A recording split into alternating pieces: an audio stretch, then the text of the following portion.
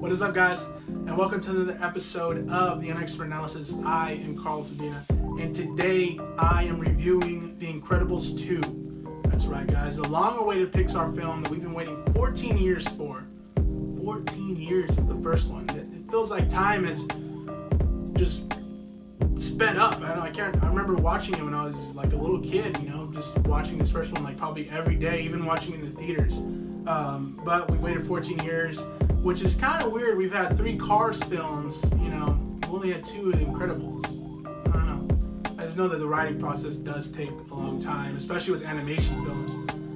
But for that 14 years, we got an amazing sequel, But I'll get into that right now in just a little bit.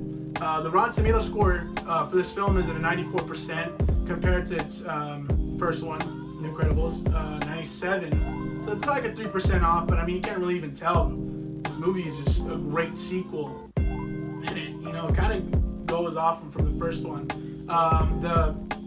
The actual gross over the weekend it's made so far is $71.5 million. I think it's even going higher right now as we speak. The first film made $633 million overall gross, with a budget of $92 million. This film, Incredibles 2, probably has a higher budget. I really couldn't find anything for the budget, but I'm guessing it's probably in the 100 millions, maybe 120. But I project that it's going to make even higher than 633 million. I would say maybe even 800 million or maybe even $1 billion. We've been waiting for so long for this film, and I'm pretty sure it's going to make in the $1 billion mark. So let's get right into it, guys. Directing, Brad Bird. He's directed Iron Giant, highly underrated animated film. He's directed The Incredibles. He's directed Ratatouille. He directed Mission Impossible Rogue Nation. And it's okay. Tomorrowland, I fell asleep in, to be honest. It was pretty boring for me. I thought it was gonna be better. But it could have just been the whole actual plot. But I don't want to get into that because Brad Bird kicked ass in this film, guys. As a sequel, it's very hard to live up, especially from the first Incredibles. It's very hard to live up to that and make a sequel out of that. He even talked about it on why it took so long and why it's taken so long. When he was making Ratatouille, he said that he wants the right, plot. He wants the right, he wants it all to fall in line from the first one. Which major kudos, Brad Bird. We thank you for, making us wait 14 years to make this, great sequel. So thumbs up for Brad Bird, and especially for the writing. The writing in itself does come into play from the first one. It gets more complex on why the supers are illegal. It gets kind of political on, not too political, but it suggests on why they're legal and why the supers want to make it legal. And I hope I don't give too much away on the plot in itself, but it does, focus on that. There's not too much action sequences compared to the first one. From my view, I feel like the first one had a lot more action, but it is because they talk a lot about, the supers being illegal. But the plot in itself it follows from the first one right away. I don't really know the timeline, but plot and writing, Brad Bird, thumbs up, just great all around. Again, like I said, sequels are hard to do, to follow up, and he did great. Acting, Craig T. Nelson, Holly Hunter, and Samuel Jackson did come back to voice Mr. Incredible, Elastigirl, and Frozone. They did great, especially from the first one. They sound a little bit older. You can tell Craig T. Nelson was already a little bit, in his middle age probably when he did the first one. Samuel Jackson, just great as Frozone. I think we just need a Frozone film because he's just funny, man, especially him and his wife. This plot, to get back into the plot and writing, the plot for this film does center around Elastigirl and why she's helping to get the supers, more in the views of the humans. And they did great with this plot, especially centering around just Elastigirl. And I love the whole, woman empowerment that she even says, I can do it, because Mr. Incredible's like, hey, you can do this? And she's like, I can do it, I kick ass, and we see, her actual other powers and what she can do, and even we see a little bit of her past on what she could do.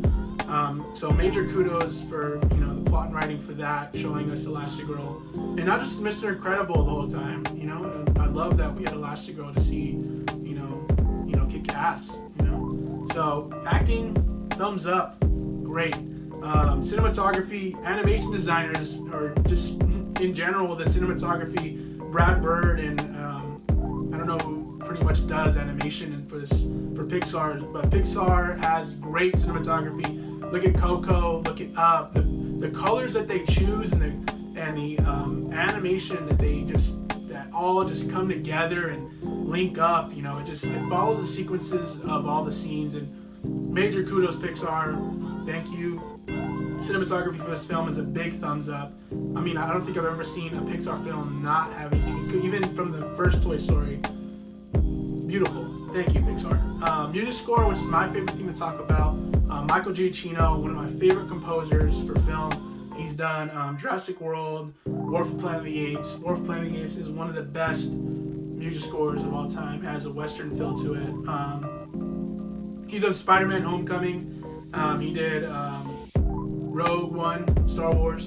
So, he's had a lot of credits. So, again, major thumbs up. We're not worthy, Michael Giacchino.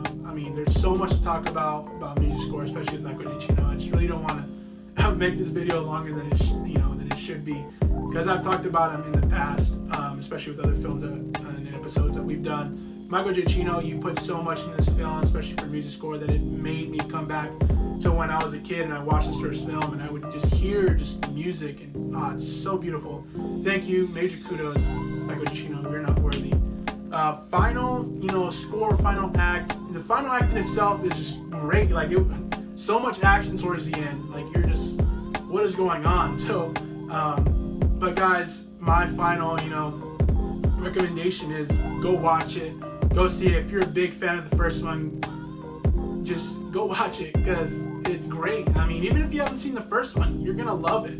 It's a Pixar film. It has family heart. It has a lot of it. So I just go see it. I give my score, which is highly recommend. I really don't have a score set right now. Still need to figure that out, but I say just go see it. It's great. So my question for this video is, what's your all-time favorite Pixar films? You can choose 3, 5, 10. I don't care, but my first 3, or my favorite top 3, is gonna be Up, Coco, and then between Toy Story 1 and Toy Story 3 for my third one. So just let me know what you guys' favorite Pixar film or animation film. It could be either or.